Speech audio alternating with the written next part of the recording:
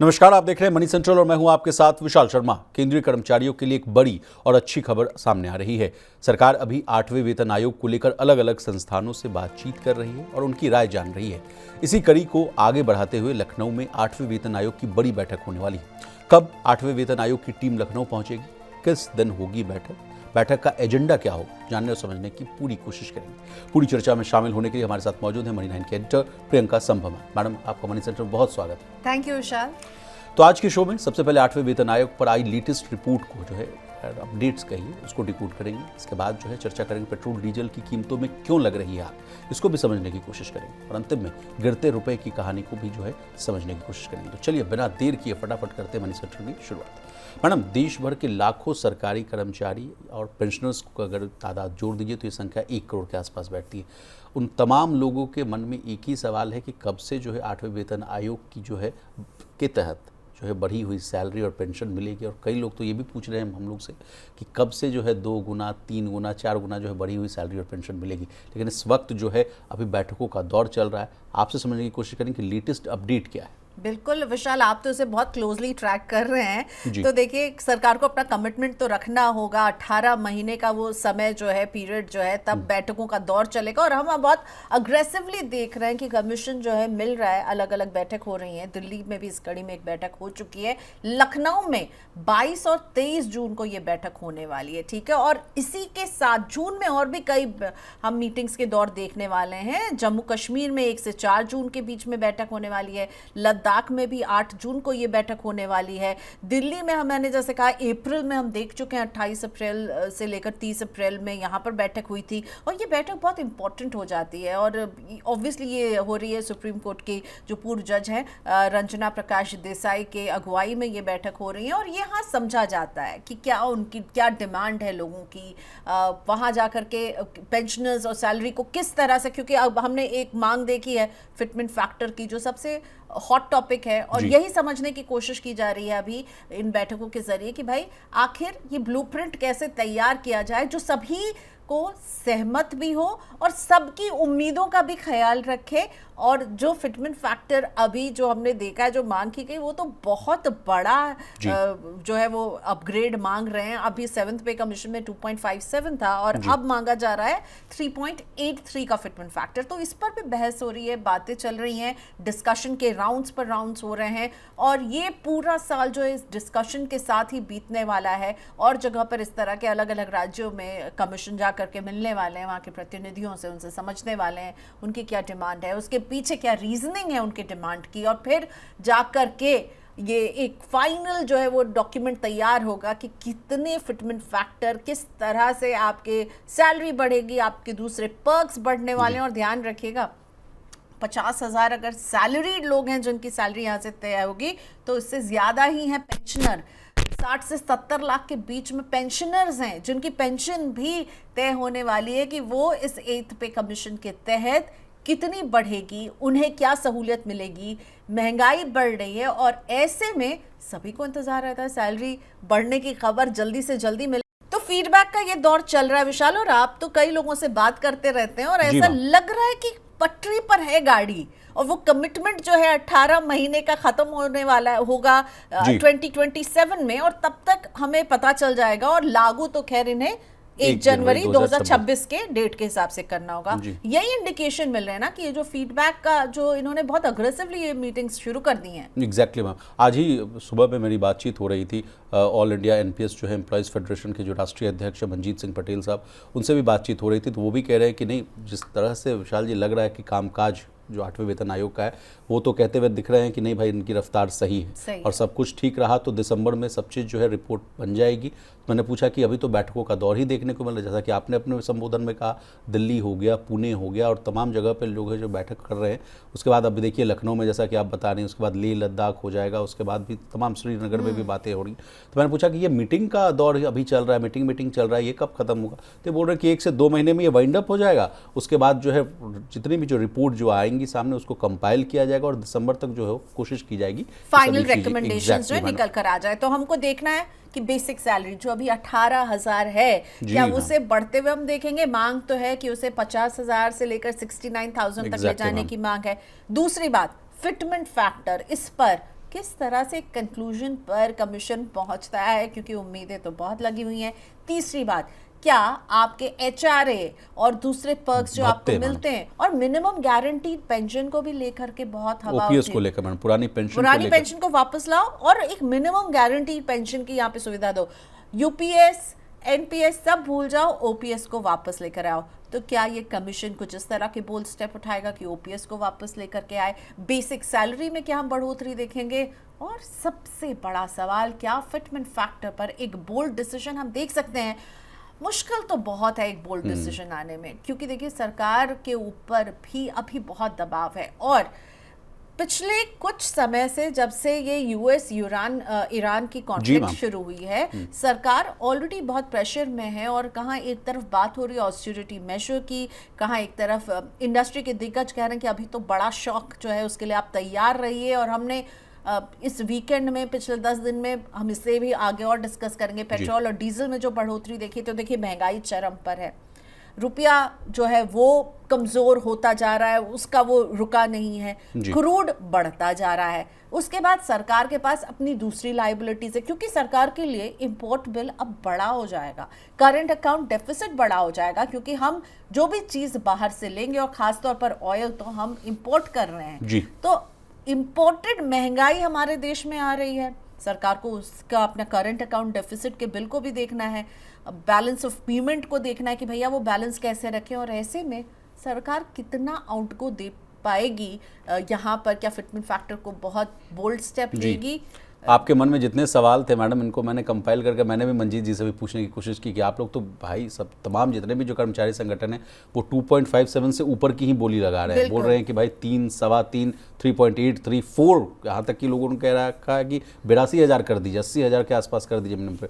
लेकिन जब मैंने उनसे ये सवाल पूछा कि जिस तरह से अभी जो जियोपॉलिटिकल टेंशन हो, बीच में उन्होंने जिक्र किया कि इंडिया पाकिस्तान के बीच में हल्का जो टफल देखने को मिला था, उससे भी चीज़ें थोड़ी गड़बड़ाती हुई नजर आई थी। लेकिन वो कह रहे हैं कि नहीं, हमारे लिए तो 10 साल के बाद मौका मिलता है विशाल जी, 10 साल हमें इंतजार करना पड़ता है, उसके बाद जो है हमारी सैलरी पेंशन में बढ़ोतरी होने की बात होती है। और हर समय वो तो कहते हैं कि हर एक डिकेड आप उठा लीजिए, कहीं ना कहीं विश्व के किसी भी कोने में जो है लड़ाई चलती रहती है। तो ऐसे में हम क्यों सफर करें? तो इसको लेकर मुझे लगता है कि आगे भविष्य में बड़ी राड़ मचने वाली। अगर सरकार ने कम दिया फिटमेंट फैक्टर, तो ये लोग तो लगता है कि लेट मी क्लैरिफाई, हम जितने समय से देख रहे हैं ना, ठीक है, कम तो नहीं करेगी, हो सकता है वहीं पर रखे, ओके, हो सकता है लेकिन उससे भी नहीं मानेंगे मैडम। हो सकता है थोड़ा शिव गोपाल मिश्रा साहब जो एनसीजेसीएम के जो कन्वीनर हैं, उनसे जब बातचीत हुई तो बोले कि 3.83 के नीचे तो हम मानेंगे ही नहीं। तो ये समझ जाइए कि ये लेवल है। 2.57 तो हमें मिला ही था। तो शब्द आपने यूज किया ना, रार मचने वाली है एकदम मचने वाली। और सड़क से लेकर संसद तक मुझे लगता है, क्योंकि देखिए संसद में भी तमाम सवाल जवाब हो रहे हैं। पुरानी पेंशन का जो आपने जिक्र किया, वहां तमाम अब तो सांसद महोदय जितने हैं वो एग्रेसिवली आते हुए नजर आ रहे हैं। सरकार को अपना फिस्कल डेफिसिट का मैथ्स भी देखना है, वो भी ना बिगड़े। ठीक है, महंगाई जो है वो हमारे और आपके घर का बजट बिगाड़ रही है। और ऐसे में एक मैं कहूँगी एक सेंटिमेंटल प्रेशर तो है ही, और होना भी चाहिए। महंगाई बढ़ रही है, महंगाई को भले ही आरबीआई हमें बार बार कह रहा है कि उसके सहन शक्ति के अंदर है, 2 से 6% के बीच की महंगाई जो है उनकी। लेकिन आप देखिए क्या हो रहा है, सब्जी, दूध, पेट्रोल, अभी जो WPI के आंकड़े आए थे मैडम, 42 महीने के उच्चतम स्तर 8% के ऊपर जाता हुआ दिख रहा था। और तमाम, अगर आप, मुझे आंकड़ों की भी जरूरत नहीं, मैं और आप जाते हैं घर का सामान ला रहे हैं या मंगवा रहे हैं, देखिए वहां पे क्या महंगाई हो गई है। बाहर खाना खाने अगर आप जा रहे हैं तो शायद आप भी सोचोगे कि अगर मैं जाता हूँ एक हफ्ते में 2 बार तो एक ही बार जाऊं। पेट्रोल लगेगा भैया, बिल महंगे हो रहे हैं, गैस की प्राइसेस कई जगह पे अभी भी मेन्यू जो है वो मॉडिफाइड है। मैं एक वीडियो देख रही थी, कोई गया था कहीं छुट्टी मनाने, वहां पर उस रेस्टोरेंट में अभी भी लिखा हुआ है कि देखिए गैस की क्राइसिस की वजह से हम ये डिशेस डिलीवर नहीं कर रहे हैं, अभी आप सर्व नहीं कर रहे हैं। तो महंगाई बढ़ रही है, तो एक तरफ लोग परेशान हैं कि भाई महंगाई बढ़ रही है, दूसरी तरफ सरकार को अपना फिस्कल डेफिसिट का मैथ्स देखना है। इंपोर्ट को लेकर चिंताएं जो है वो बढ़ी हुई हैं कि तेल हम 90% तक इंपोर्ट कर रहे हैं। 89% के आसपास हम लोग जो इंपोर्ट। और सोचिए रुपया कितना कमजोर है, डॉलर की मजबूती जो है वो कहीं ना कहीं हमारे खजाने पर तो जो सेंध लगा ही रही है। और ऐसा नहीं है कि कल को अगर यूएस ईरान कहे कि हम संधि हो गई जी, बात बन गई जी, तो ऐसा तो है नहीं कि रातों रात आप देखेंगे कि क्रूड की कीमत नीचे आ जाएगी और रातों रात जो महंगाई है वो कम होने लगेगी। आपने कितनी बार देखा है, एक बार जब महंगाई ऊपर जाती है उसको नीचे आने में Exactly, कितना ma'am. टाइम लगता है? Exactly. कितनी बार देखा है कि सरकार ने नहीं, उसका सबसे अच्छा उदाहरण मैडम आप दूध से इसका कंपैरिजन कीजिए। अभी अगर अमूल का देख लीजिए, मदर डेयरी का देख लीजिए, दूध अभी भाई 60 रुपए 70 रुपए के आसपास पहुंच गया। कभी आप नहीं सुनी होंगी, the rarest of the rarest कि मोमेंट रेट है कट हुआ हो। एग्जैक्टली उनकी कीमतें कम आई हो, कभी 40 रुपए भी दूध आया हो, कभी जो पेट्रोल है जो हम लोग 100 रुपए दे रहे हैं, 60 से 65 डॉलर प्रति बैरल के आसपास क्रूड था, उस समय भी जो है सरकार ने जो है रेट को स्टैग्नेट किया। खैर मैं आपका समय बर्बाद नहीं करूंगा क्योंकि यही दोनों कहानियां आगे हमारे सेगमेंट बिल्कुल में। इसको और डिटेल में डिस्कस करना जरूरी है। चलिए मैडम आगे बढ़ते हैं और पेट्रोल डीजल की ही बात कर लेते हैं और वहाँ विस्तार से चर्चा करते हैं। मैडम ये महीना जो है, मई का महीना बड़ी आफतों भरा भरा रहा। आप पेट्रोल डीजल की कीमतों से ही अगर इसका उदाहरण लिया जाए मैडम, तो इस महीने में 4 बार जो है पेट्रोल डीजल की कीमतों में जो है संशोधन किया गया और जो है कीमतें को कभी आप देखिए कि 1 रुपये 2 रुपये पैसों में भी बढ़ाया गया, लेकिन अब ये बढ़ते बढ़ते बढ़ते बढ़ते देखिए 100 का लेवल को जो है पार कर गया। मैं आपका ध्यान आकर्षित करना चाहूँगा कि जब चुनाव से पहले, वेस्ट बंगाल चुनाव से पहले तमाम राज्यों में चुनाव हो रहे थे, उस समय एक रिपोर्ट आई थी, कोटक की रिपोर्ट। उस समय कहा गया कि बस चुनाव खत्म होने दीजिए, उसके बाद 25 से 28 रुपए की कीमतों में बढ़ोतरी हो जाएगी। फटाक से सरकार को जो है रातों रात क्लैरिफिकेशन देना पड़ गया कि ये जो रिपोर्ट बनाई गई ये मिसलीडिंग है, मिसचीवियस एक्टिविटी है।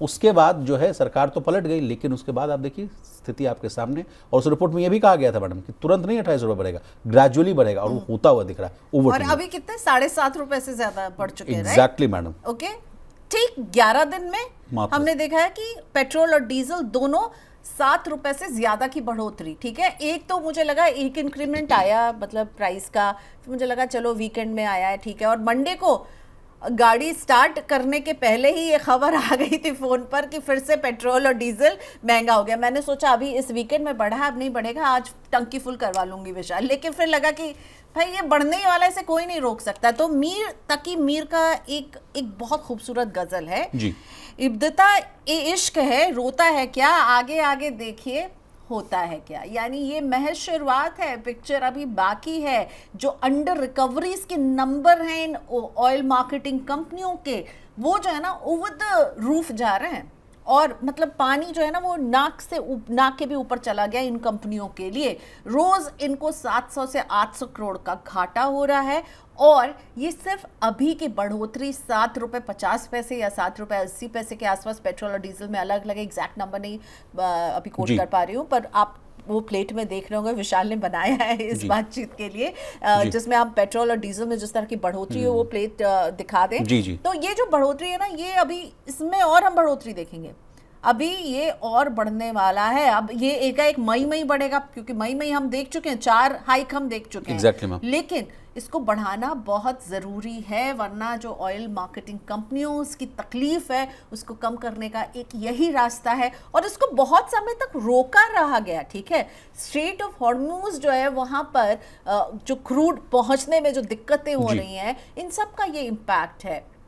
हम ऑयल प्रोड्यूसिंग कंट्री नहीं है, हम ऑयल इंपोर्टिंग कंट्रीज हैं। ऊपर से इसमें रुपए की कमज़ोरी का भी तड़का लग गया। और बहुत इंटरेस्टिंग, आपने कोटक इंस्टीट्यूशंस के रिपोर्ट की बात की जिसने कहा था 28 तक जाएगा, ठीक है। और ठीक उसी के समय के दौरान मैंने कोटक म्यूचुअल फंड के नीलेश शाह जी से बात की थी। हाँ, और उन्होंने क्या कहा, उन्होंने कहा कि जब ये ट्रिपल डिजिट क्रूड हो जाता है ना, तो इकोनॉमी का, मार्क माय वर्ड्स, इकोनॉमी का राहु काल शुरू हो जाता है। और ठीक उनसे इस बातचीत के बाद उदय कोटक आते हैं और वो कहते हैं कि a big shock is coming, अभी वर्स्ट इज नॉट ओवर। ये जो शॉक है, ऑयल शॉक, तो इसीलिए अगर आपको लग रहा है कि 7 रुपये 50 पैसे से महंगा होता हुआ पेट्रोल जो है हो गया भाई, इतना बढ़ा दिया, तो ऐसा नहीं है। तैयार रहिए, गेट अप रहिए, ये और बढ़ेगा, क्योंकि सरकार के पास अब कोई रास्ता अभी नहीं है और काफ़ी समय तक उन्हें इसे रोकना पड़ा। विशाल ने ओपनिंग कमेंट में कहा चुनाव एक वजह है जी, मैं मानती हूँ है। मुझे तो यही लगता है कि रोके रहे और चुनाव के खत्म होने के बाद धड़ाधड़ 1 2 3 4 मैम लास्ट जो है 2024 के आसपास इन्होंने 2 रुपए की कटौती की थी। उसके बाद 26 2 साल तक इन्होंने प्राइस को एज इट इज कांस्टेंट रखा। ऐसा तो नहीं था कि इस दौरान जो है क्रूड ऑयल की कीमतें भी स्टैग्नेशन देखने को मिला था। वो भी तो आया भाई, 100 रुपए का जो है डॉलर जो क्रूड ऑयल था वो 90 आया, 80 आया, 60 से 65 पे आया। हमें तो कुछ फर्क नहीं पड़ा। अभी हम बात कर रहे थे, हमारे लिए तो कभी कम नहीं हुई इसकी कीमत। दौरान इन्होंने बहुत अच्छी मोटी कमाई की। सरकार ने जो है 28 से 29 लाख करोड़ रुपए अपनी जेब में भरे, और अगर उनसी कंपनी का देख रहे हैं तो 2 से 3 लाख करोड़ रुपए की इनकी कमाई हुई, और मात्र विद इन अ मंथ इन्होंने जो है इन चीज़ों को जो है पास ऑन करना स्टार्ट कर दिया। और आज तो आप बता रही थी मुझे न्यूज़ रूम में भी कि निर्मला सीतारमण भी कहते हुए दिख रही फाइनेंस मिनिस्टर की 1 लाख करोड़ का जो है फॉरगो है। क्या है वो कहानी? 1 लाख करोड़ का नुकसान है अगर किसी भी तरह की यहाँ पर एक्साइज ड्यूटी की कट करते हैं या कुछ भी करते हैं तो।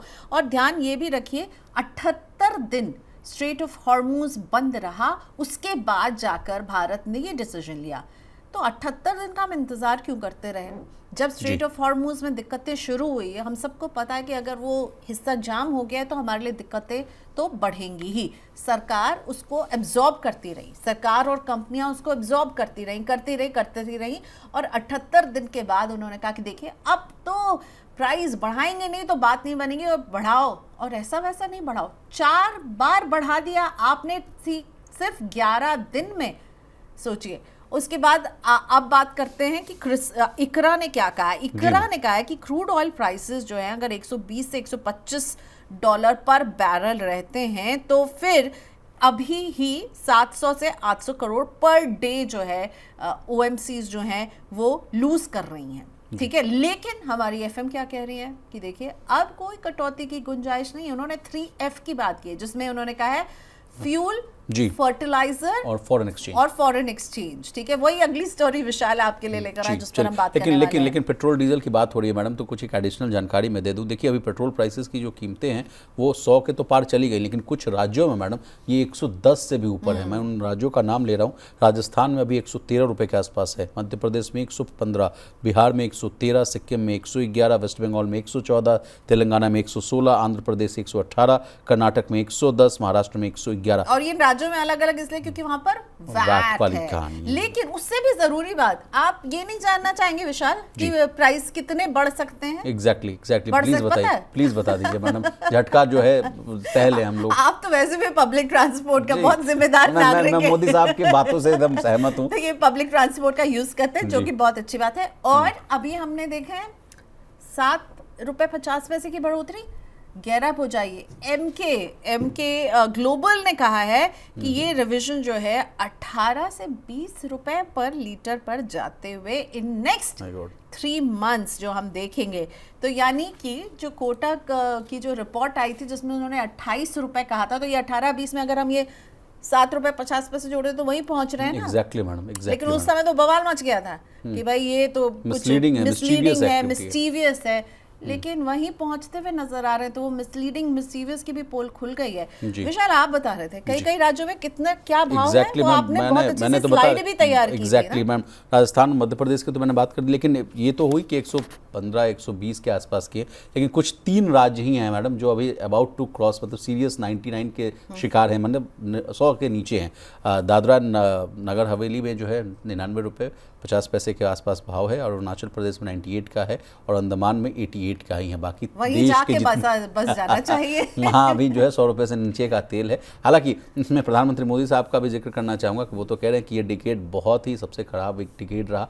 जितनी भी हम लोगों ने महत्वाकांक्षी योजनाएं चलाई या उनके जो फ्रूट्स आए वो अब जो है वैनिश होते हुए दिख रहे हैं। तो सबसे खराब वक्त के लिए जो है आप तैयार हो जाइए। और इसी से मेरा अगला सवाल आपसे है मैडम कि जिस पेट्रोल और डीजल इतनी कीमतों में बढ़ोतरी की बात हम करें, इसके पीछे का जो रीज़न है द वॉर पर क्या है लेटेस्ट अपडेट का? आपसे न्यूज़ रूम में भी चर्चा हो रही थी, आप कह रहे थे कि बहुत जल्द तो नहीं विशाल, लेकिन कुछ उसमें पेंच फिर फंस गया है। देखिए जब डोनाल्ड ट्रंप की बात होती है तो कुछ भी जल्द नहीं हो सकता, और कुछ भी हो सकता है कि कल मैं और विशाल यहाँ पर आपको ये डिस्कस करते हुए नजर आए कि देखिए अब सब कुछ ठीक हो गया है, लेकिन अभी भी जो ईरान के फाइनेंशियल एसेट्स पर फ्रीज है वो लगा हुआ है। ईरान का कहना है कि भाई उसे हटाओ तब बात आगे बढ़ेगी। वहाँ बैठ करके ट्रंप साहब बोल देते बस अब होने ही वाला है, कुछ घंटे में आप सुनेंगे, पर ऐसा कुछ होता नहीं है। तो ट्रंप साहब और ईरान के बीच में जो बात है ना, ये बनती बिगड़ती ही चली जा रही है। लेटेस्ट अपडेट अभी यही है कि भाई अच्छी खबर सिर्फ एक जो अच्छी नज़र आ रही है, जो अमेरिका से आ रही है, वो ये कि भारत और अमेरिका अब अपनी ट्रेड डील पर जो है फाइनल मुहर लगाने के लिए आगे बढ़ रहे हैं। लेकिन इसमें भी ऐसा नहीं कि ये आपको 4 दिन या 5 दिन में, अभी भी जो है लग रहा है कि इसमें भी वक्त लगेगा। लेकिन एक बहुत इंटरेस्टिंग बात, ये आप बात कर रहे थे ना राज्यों की कि कैसे पेट्रोल और डीजल के दाम अलग है, और कुछ राज्य विशाल चुनकर लाए जहाँ शायद हम लोग चले जाएं जहाँ पेट्रोल के दाम अभी भी कम है। Chamber of trade and industries ने मांग की है कि जो अलग अलग राज्यों के जो वैट है ना, उसको आप इस समय जो इतना स्ट्रेस है, इसको आप फ्लैट 5% कर दीजिए ताकि थोड़ी राहत मिले। राज्यों की भी कुछ जिम्मेदारी है और राज्यों को इसको या तो वो फ्लैट 5% कर दें या फिर जीएसटी के अंदर ले आइए पेट्रोल और डीजल को। ये मांग जब जीएसटी लागू हुआ था तब बात हुई थी कि भाई 1 नेशन 1 टैक्स, और वो हुआ नहीं है। तो जीएसटी के दायरे में ले आइए या फिर वैट को कुछ कम कीजिए। कुछ आंध्रा और तेलंगाना जैसे जो देश हैं वहां पर वैट मैं पढ़ रही थी जी, अगर हम बात करें दिल्ली सरकार की ही बात करें तो वो 16 रुपए का वैट लगाती है पेट्रोल और डीजल में। और आंध्र और तेलंगाना का नंबर मैं आपके लिए ढूंढ करके तो लाई हूँ लेकिन वो आंकड़े आप लाइएगा मैडम। लेकिन ये बड़ी अच्छी बात है मैडम कि जिस तरह से अभी जो मूड माहौल खराब हो रहा है और इस वजह से जैसा आप कह भी रहे हैं और रिपोर्ट्स भी कह रहे हैं कि 30 रुपये की बढ़ोतरी हो जाएगी, तो ये बड़ा मुफीद समय है मैडम कि 30 रुपये आप इधर बढ़ा दीजिए, लेकिन आप वैट अगर कम कर देंगे, जीएसटी के अंडर ला देंगे, तो वो चीज़ों को जो है और बहुत नीचे लाने में आसानी होगी। और जितनी बढ़ोतरी हुई है, जितना झटका महसूस होगा, वो झटका को जो है हम लोग जो है कम करते हुए नजर आ सकते हैं। बिल्कुल। अगर हम दिल्ली की बात करें, अगर मान लीजिए जीएसटी के दायरे में आ जाता है पेट्रोल, तो कितना फायदा होगा आपको पता है? अभी 18% जीएसटी के दायरे में अगर आ जाएगी तो फिर आप को अभी जो एक्साइज और वैट और ये सब लगा करके जो पेट्रोल 100 के ऊपर जा रहा है वो आपको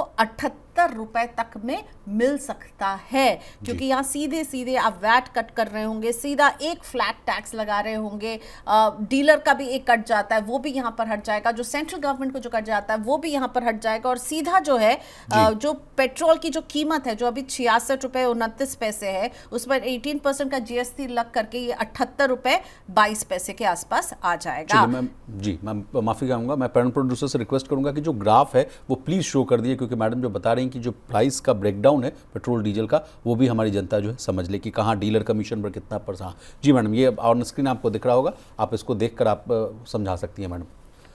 क्रूड ऑयल एंड रिफाइनिंग में जो है 45% का है, और एक्साइज ड्यूटी पर 25%, और स्टेट टैक्स 20%, और डीलर कमीशन 10% के आसपास का है। तो ये बेसिकली ये पेट्रोल डीजल का जो है जनरल प्राइस ब्रेकडाउन है मैडम। अलग अलग राज्यों में जैसा कि आपने कहा कि depends on the VAT and other type of tax, जिस वजह से वो कीमतों में बढ़ोतरी होती है। और हर राज्य अलग वसूली कर रहा है, कहीं ये 11 रुपए वैट लिया जा रहा है, कहीं 16 रुपए लिया जा रहा है, और आंध्र तेलंगाना में तो 30 रुपए से ज्यादा का वैट लिया जा रहा है। और यही बात की जा रही है कि भाई इस वैट को या तो यूनिफॉर्म कर दीजिए, या फिर आप जो 1 नेशन 1 टैक्स की जो बात हम लेकर आए हैं उसके तहत आप पेट्रोल और डीजल को, ये मांग बहुत लंबे समय से आ रही है और ये एक बार फिर से उठती हुई हमें दिख रही है यहाँ पर। लेकिन अभी तो फिलहाल जो लग रहा है कि ऐसा कुछ सरकार करती हुई नजर नहीं आएगी। सरकार को भी पैसा चाहिए, जैसा विशाल कह रहे थे कि प्रधानमंत्री मोदी ने भी कहा कि ये सबसे बुरा वक्त चल रहा है, और फिनेंस मिनिस्टर निर्मला सीतारमण जी ने भी एक प्राइस टैग दिया है कि अगर किसी भी तरह का ड्यूटी रिलीफ पेट्रोल और डीजल में दिया जाएगा तो 1 लाख करोड़ का जो है नुकसान, यानी कमिंग बैक, चाहे वो 8th पे कमीशन की बात हो, पेट्रोल डीजल की बात हो, फिस्कल डेफिसिट जो है वो सरकार जो है उस पर लोड नहीं बढ़ाना चाहती। उसके गणित को जो है वो वैसे भी डावाडोल हो गया, हम जितना इंपोर्ट के लिए ज़्यादा खर्चा करें वो वैसे भी डावाडोल है। इसमें क्या एक और ऐसी चीज़ करती हुई नजर आएगी सरकार? तो मुझे लगता है बिल्कुल भी नहीं। चलिए मैडम आगे बढ़ते हैं, और इसी कहानी का आगे कंटिन्यूटी है। रुपए की जो कमजोरी देखने को मिल रही है, कहा जा रहा है कि ऑल टाइम लो के आसपास है, और देश भर के तमाम इकोनॉमिस्ट, अगर गीता गोपीनाथन को भी मैं कोट करूं, IMF की जो हैं गीता गोपीनाथन और तमाम जितने भी इकोनॉमिस्ट हैं, उन्होंने कहा था कि देखिए ये जो रुपए की गिरावट है इस पर जो है ज़्यादा चिंता करने की ज़रूरत नहीं है। जो गिरावट आ रही है उसको फ्री फॉल होने दीजिए, क्योंकि हमें जो चिंता करनी है वो कुछ और अहम दूसरे फैक्टर्स पर चिंता करनी है। लेकिन आज की ताज़ा रिपोर्ट ये है मैडम कि फाइनेंस मिनिस्टर मैं कह रहा हूँ निर्मला सीतारमण जी को, और दूसरी बात कि RBI के जो गवर्नर साहब है, ये दोनों आज चिंतित नज़र आ रहे हैं। वो कह रहे हैं कि नहीं भाई ऐसा नहीं है, हम पूरा जो है एक्शन लेते हुए नजर आएंगे, हमारी नज़र है, ये पूरी खबर है क्या, और इसका जो है सीधा सरोकार जो है हमारे आप पे और इकॉनमी पर है। ओवर टू यू, रुपये के डिप्रिसिएशन को आप समझाइए। बिल्कुल, जो रुपए है वो भी जो है कहीं ना कहीं जिस तेज़ी से गिर रहा है वो एक बहुत बड़ी चिंता है इकॉनमी के लिए और ग्रोथ के लिए गोइंग फॉरवर्ड, ठीक है। सो कहीं ना कहीं ये महंगाई एक तरफ है, एक तरफ सरकार के पास चुनौती है जिस तरह से रुपया लगातार कमज़ोर हो रहा है। संजय मल्होत्रा जी ने कहा है कि देखिए अगर रुपए में ज़्यादा वॉलेटिलिटी आएगी तो जो ज़रूरी होगा वो हम करेंगे, लेकिन गीता गोपीनाथ जैसे इकोनॉमिस्ट का कहना है कि नहीं, कुछ नहीं करना चाहिए, इसे गिरने दीजिए, इसे फ्री फॉल हो जाने दीजिए, क्योंकि ये भी बहुत ज़रूरी है। जब सारे फैक्टर्स बाहर के उस दिशा में जा रहे हैं, आप अंदर से कुछ कंट्रोल करने की कोशिश करेंगे तो ये कहीं ना कहीं पूरे डायनामिक्स को बिगाड़ सकता है और एक सप्लाई शॉक जो है वो लग सकता है इसकी वजह से। यानी इकोनॉमी को अपने हिसाब से अपनी डिमांड को कम करने की आवश्यकता है, अपने आप को एडजस्ट करने की आवश्यकता है कि हम और रास्ते ढूंढें और इसको कैसे एडजस्ट करें, ना कि रुपए को कंट्रोल करें। और देखिए आरबीआई लगातार रुपए को कंट्रोल करने के लिए स्टेप्स उठा रहा है, ऐसा नहीं है। पिछले हफ्ते भी इन्होंने फॉरेन एक्सचेंज बेचा है ताकि इसको कंट्रोल किया जाए, रुपए की कमजोरी को कंट्रोल किया जाए, और ये एक्शन आरबीआई लेता रहता है और ये ज़रूरी भी है जब उन्हें लगता है कि हद से ज़्यादा जो है रुपए में कमजोरी आ गई है। संजय मल्होत्रा ने भी ठीक कहा कि अगर ज़रूरत होगी तो हम ऐसे कदम उठाएंगे।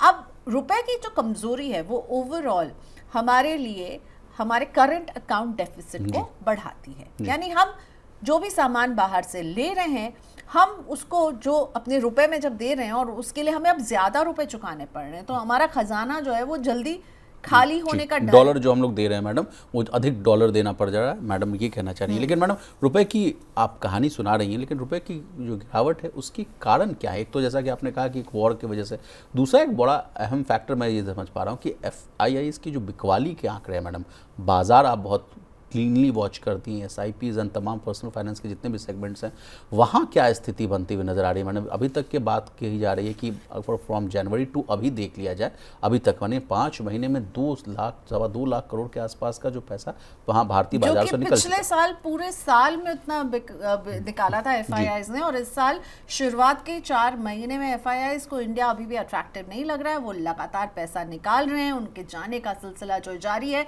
क्योंकि उन्हें दूसरे मार्केट ज़्यादा अट्रैक्टिव दिख रहे हैं। एक डेटा मैं पढ़ रही थी जिसमें ये दिख रहा था कि वो इंडिया से ही पैसा बाहर निकाल रहे हैं और वो कई और मार्केट्स में अपना पैसा लगा रहे हैं। तो FIIs को वापस लाना भी एक बड़ी चुनौती यहाँ सरकार के सामने आ रही है। और आप ये समझिए कि ये जो रुपए की कमजोरी है ना, ये पूरे जो हम कहना आइसिंग ऑन द केक है। ऑलरेडी हम इतनी सारी मुसीबतों से जूझ रहे हैं और इसमें जो एक बाहरी फैक्टर है और वो है US ईरान कि ये लड़ाई, जियोपॉलिटिकल टेंशन, जिसने सारे चेक्स एंड बैलेंसेस को हिला करके रख दिया है, इकोनॉमी को हिला के रख दिया। हमारे ग्रोथ को लेकर के अब जो बड़े बड़े कसीदे पढ़े जाते थे और ब्राइट स्पॉट इंडिया दिखता था, वो नहीं दिख रहा है। और अगर ब्राइट स्पॉट नहीं रहेगा तो FIIs क्यों अपना पैसा यहाँ पे लगाएंगे?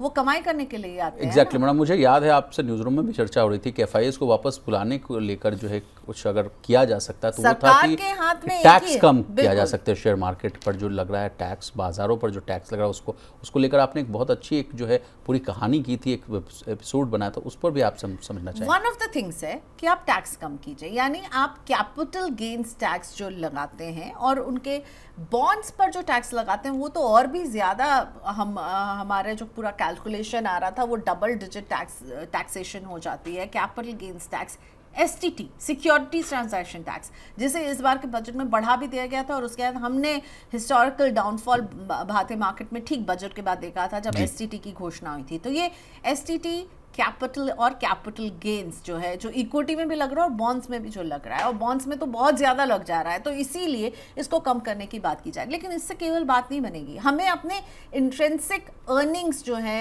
या हमारी कंपनियों की जो वैल्यू जो है उसको सुधारने की ज़रूरत है। क्योंकि हम कैसे भूल सकते हैं कि अभी ये बहस भी बहुत गर्म रही थी कि इंडियन मार्केट बहुत हीटेड अप हो गए थे, वैल्यूएशन बहुत हाई पहुंच गए थे, ट्रू वैल्यू पर नहीं थे मार्केट, लेकिन अभी भी ओवर वैल्यूड थे, लेकिन अभी भी वो वैल्यूएशन की चिंता बनी हुई है इस तरह की। अभी भी वहां पर जो है वैल्यूएशन को लेकर के भी FIIs खुश नहीं है। अर्निंग्स, अब ये जो है, अब जो शुरुआत हुई है ये पहला क्वार्टर है, अप्रैल मई जून वाला। जी। जब इसके रिजल्ट आएंगे तो पता चलेगा कि हमारी कंपनियां कहाँ खड़ी हैं। लेकिन जिस तरह से रॉ मटेरियल को लेकर के दिक्कतें हैं, ट्रांसपोर्टेशन को लेकर के दिक्कतें हैं और महंगाई, तो एक तरफ से आप देख रहे हैं कि कच्चा माल कैसे पहुंच रहा है, उसके लिए आप महंगे पैसे दे रहे हैं, कच्चा माल भी महंगा हो गया है और आपने प्रोडक्ट को महंगा कर दिया, तो कंज्यूमर बाजार से दूरी बना रहा है। एग्जैक्टली मैम, कंजम्पशन को लेकर भी सवाल है, क्योंकि अगर चीज़ें महंगी होती हुई जाएंगी, लोगों की वेज ग्रोथ को लेकर भी सवाल है कि वेज स्टैग्नेंट है, इंक्रीमेंट हो नहीं रही है। तो ऐसे मूड माहौल में अगर आप प्रोडक्ट बनाएंगे भी तो आपके वेयर हाउस में नहीं, एग्जैक्टली ले ऑफ्स हो रहे हैं और तमाम तरह के IT पर AI की तलवार लटकी हुई है। तो आप देख रहे हैं, चाहे हम 8th पे कमीशन की बात करें, ठीक है, जो कि हमारे एकदम भारत का अंदरूनी मामला है, लेकिन इसके भी तार कहीं ना कहीं जो है, ये जो पूरा बाहर जो घटनाक्रम चल रही है उससे तो जुड़ेंगे ही। एग्जैक्टली मैम, हम चाहे जो कहें, आप कह रहे हैं, आपने बात की मंजीत जी से, तो उन्होंने कहा कि देखिए हम तो 10 साल में एक बार ये होता है, लेकिन जब सरकार इतने डिफिकल्ट टाइम से गुजर रही है, जब ग्रोथ को लेकर सीरियस कंसर्न आ गए हैं जी, कोविड के दौरान 18 महीने का DA का एरियर नहीं दी सरकार, क्योंकि उस समय हम लोग बहुत जो है ऐसे मूड माहौल में थे, चुनौतियों से गुजर रहे थे। तो चाहे 8th पे कमीशन हो, क्रूड हो या रुपए की कमजोरी हो, तीनों बहुत ही तीनों तो नहीं, मतलब आपको लग सकता है चलिए पेट्रोल और रुपी तो थोड़े से इंटरकनेक्टेड हैं, लेकिन 8th पे कमीशन का इनसे कैसे तार जुड़ा हुआ है, लेकिन सबके तार जुड़े हुए हैं। तो यहीं से सारी चीजें जो हैं वो घूमती हुई नजर आएंगी और ग्रोथ को लेकर के अब टेंशन बढ़ रही है, इन्फ्लेशन को लेकर के टेंशन बढ़ रही है। बस अब अगले हफ्ते हम देख रहे होंगे RBI अपनी मॉनेटरी पॉलिसी में क्या रुख अपनाता है। एग्जैक्टली हम उसके रिलेटेड भी रिपोर्ट है कि कहा जा रहा है कि जो एक दौर हम लोग देखते आ रहे थे कि रेट कट का, अब रेट हाइक का दौर आ रहा है। स्टैंडर्ड चार्टर्ड ने कहा है कि अभी इस वक्त की मांग ये है कि RBI 50 बेसिस पॉइंट का रेट हाइक करे, और अगर वो 50 बेसिस पॉइंट का रेट हाइक नहीं करती है एक साथ, तो वो कम से कम इस पॉलिसी में, जून वाली पॉलिसी में 25 बेसिस पॉइंट करे, फिर अगस्त वाली पॉलिसी में 25 पॉइंट करके 50 बेसिस पॉइंट पर ले जाए। और अगर सोचिए इस बार की पॉलिसी में स्टेटस को रहता है तो तैयार रहिए, अगस्त वाली पॉलिसी में 50 बेसिस पॉइंट का इजाफा। आपकी EMI महंगी होने वाली है, घर खरीदने की प्लानिंग कर रहे हैं, आपका लोन महंगा हो जाएगा, कार खरीदने की प्लानिंग कर रहे हैं, उसके लिए आपको ज़्यादा इंटरेस्ट पे करना होगा, आपके क्रेडिट कार्ड का इंटरेस्ट बढ़ जाएगा, आपके पर्सनल लोन का इंटरेस्ट बढ़ जाएगा। हाँ, अगर आप बैंक FD करते हैं तो ये अच्छी खबर हो सकती है कि आपके लिए बढ़ेगा, लेकिन इसको ज़्यादा सेलिब्रेट करने की ज़रूरत नहीं है। क्या वो FD वाला रिटर्न क्या बढ़ती हुई महंगाई को मात दे पाएगा? लेकिन फिर जाए कहाँ इन्वेस्टर, क्योंकि इक्विटी में तो अगेन बहुत सारी वॉलेटिलिटी है।